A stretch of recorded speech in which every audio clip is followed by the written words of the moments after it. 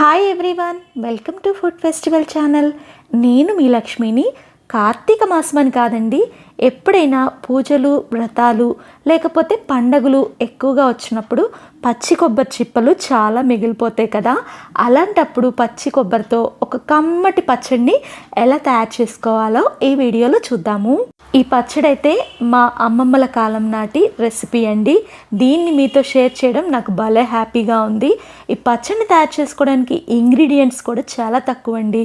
పచ్చి కొబ్బరిని అయితే ఫుల్ కొబ్బరికాయ తీసేసుకొని పగలకొట్టి ఎంచక్కా వాటిని కొబ్బరి విడలు తీసేసుకోవాలండి. ఫస్ట్ అయితే అంటే పెంకు ఉంటుంది కదా, పెంకు నుంచి కొబ్బరిని బయటికి తీసుకోవాలి. ఇలాగా తీసుకున్న తర్వాత ఇక్కడే చిన్న ట్రిక్ చెప్తానండి ఈ పచ్చడి గురించి. చిన్న చిన్న ముక్కలుగా అన్నీ కూడా ఒకే షేప్లో ఉండే విధంగా పచ్చి కొబ్బరిని తరగాలి. దీనివల్ల ఏంటి యూజ్ అంటే ఈ కొబ్బరి అనేది ఒకే రకంగా ఈవెన్గా వేగుతుంది. ఎక్కడ మాడకుండా వేగటం వల్ల కొబ్బరి పచ్చడి కమ్మగా ఉంటుందండి. ఇలా రెడీ చేసుకున్న ముక్కల్ని పక్కన పెట్టేసుకొని ఇప్పుడు పచ్చడి తయారీ కోసం ఇంకా ఏమేమి ఇంగ్రీడియంట్స్ కావాలో చూద్దాము. పచ్చి కొబ్బరి పచ్చడికి కారం గల పచ్చిమిరపకాయలే వాడాలండి.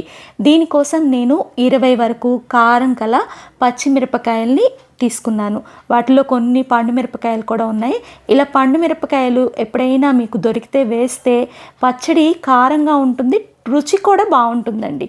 ఈ పచ్చిమిరపకాయలు అన్నిటినీ కూడా ముందరైతే విరుచుకోవాలండి. ఇలా విరుచుకోవడం వల్ల ఏంటి ఉపయోగం అంటే ఆయిల్లో ఫ్రై చేసుకున్నప్పుడు ఈ పచ్చిమిర్చి పేలకుండా ఉంటాయి. ఈ ట్రిక్ మీకు తెలిస్తే ఓకే, తెలియకపోతే ఫాలో అవ్వండి. ఇప్పుడైతే పచ్చడి తయారు చేసుకోవడానికి ఒక పాన్ని స్టవ్ మీద పెట్టేసి దానిలో 1-2 టేబుల్ స్పూన్లు మాత్రమే నూనె వేయాలి. ఈ పచ్చడికి నూనె కూడా చాలా తక్కువ వాడతామండి. నూనె కొంచెం వేడైనాక మనం ఇందాక విరిచిపెట్టుకున్నాం కదా పచ్చిమిర్చి ముక్కలు, వాటిని ఫస్ట్ దీంట్లో వేసేసేయండి. వేయగానే హై ఫ్లేమ్లో పెట్టొద్దండి, సిమ్లోనే ఈ పచ్చిమిర్చి కొంచెం వైట్ డాట్స్ అనేవి ఏర్పడే వరకు లైట్గా ఫ్రై చేసుకోండి. అలా ఫ్రై అవుతున్నప్పుడు మీడియం టు సిమ్ అడ్జస్ట్ చేసుకొని ఇవి పూర్తిగా వేగే వరకు చక్కగా వీటిని వేపుకోండి. 5-6 నిమిషాలు కనుక వేపుకున్నారంటే చూడండి ఇలా రంగు మారి చక్కగా తెల్లగా అయిపోయి పచ్చిమిర్చి పూర్తిగా వేగుతాయి. అలా వేగిన పచ్చిమిర్చిని వేరే పళ్ళెంలోకి ట్రాన్స్ఫర్ చేసేసుకోండి. ఈ పచ్చిమిర్చిని ఏంటంటే పూర్తిగా చల్లారి పెట్టుకోవాలి. కొంతమంది అయితే ఈ పచ్చడిని ఎండుమిరపకాయలతో కూడా తయారు చేస్తారు. మా ఇంట్లో పచ్చిమిర్చితో స్పెషల్గా తయారు చేస్తామండి. ఆ ప్రాసెస్ని మీతో షేర్ చేస్తున్నాను. ఇంకా స్టవ్ అయితే సిమ్లో పెట్టేసుకోండి. ఇందాక నూనె మిగిలింది కదా బాండీలో, దానిలోనే తరిగిన పచ్చి కొబ్బరి ముక్కలను కూడా వేసేసేయండి. పచ్చి కొబ్బరి ముక్కలు వేసిన తర్వాత సిమ్లోనే ఈ కొబ్బరి ముక్కల్ని వేయించుకోవాలి. కొబ్బరి ముక్కలు మరీ మాడకూడదండి, అలా అని తెల్లగా కూడా ఉండకూడదు. లైట్గా ఎర్రగా అలా మారుతూ మంచి సువాసన వస్తూ ఉంటాయండి వేగితే. అలా కనుక వేగాయంటే మనకి ఇవి పర్ఫెక్ట్గా వేగినట్టే. లాస్ట్లో చిన్న రెమ్మ చింతపండు పెట్టుకుంటే ఆ వేడికి చింతపండు మగ్గుతుంది. చింతపండు ఎక్కువ పెట్టినా కూడా ఈ పచ్చడి రుచి మొత్తం మారిపోతుంది. అలాగే ఇంకా కొబ్బరి ముక్కలు కూడా వేగాయి కదా, వాటిని పూర్తిగా చల్లారి పెట్టుకొని ఒక మిక్సీ జార్ని తీసుకోండి. దానిలో ఒక 7-8 మాత్రమే వెల్లుల్లి రెబ్బలు వేసుకోండి. మళ్ళీ వెల్లుల్లి రెబ్బలు ఎక్కువ వేసారంటే పచ్చడి వెల్లుల్లి వాసన వస్తుంది, పచ్చి కొబ్బరి వాసన రాదండి, గుర్తుంచుకోండి. వెల్లుల్లి రెబ్బలు వేసిన తర్వాత ఇందాక వేపుకున్న చింతపండు ఉంది కదా, దాన్ని కూడా వేసేసి 1 టేబుల్ స్పూన్ వరకు క్రిస్టల్ సాల్ట్ని దీంట్లో వేసి చల్లారిన పచ్చిమిరపకాయ ముక్కల్ని కూడా దీనిలో వేయండి. ఇదంతా కూడా ఒకసారి బరకగా మిక్సీ పట్టుకోండి.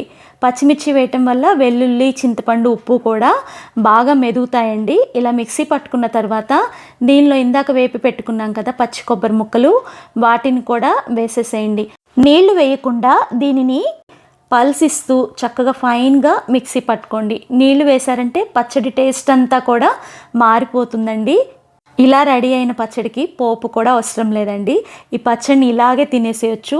చాలా ఆరోగ్యకరమైన రోటి పచ్చళ్ళల్లో ఈ పచ్చి కొబ్బరి పచ్చడి కూడా ఒకటి. వేడి వేడి అన్నంలో ఈ పచ్చడి వేసుకొని నెయ్యి వేసుకొని తింటే అమృతంలాగా అనిపిస్తుంది. ఈ పచ్చడిని ఫ్రిడ్జ్లో పెట్టుకున్నారంటే 2-3 రోజుల పాటు నిల్వ కూడా ఉంటుంది. ఒక్కసారి నా స్టైల్లో ఈ కమ్మటి పచ్చి కొబ్బరి పచ్చడిని ట్రై చేసి మీకు ఎలా వచ్చిందో కామెంట్ చేయండి. ఫస్ట్ టైం మన వీడియోస్ చూస్తుంటే ఇలాంటి వంటల కోసం మన ఛానల్ని సబ్స్క్రైబ్ చేసుకోండి. వీడియో నచ్చితే లైక్ చేసి మీ ఫ్రెండ్స్కి రిలేటివ్స్కి తప్పనిసరిగా షేర్ చేయండి. Thank you for watching.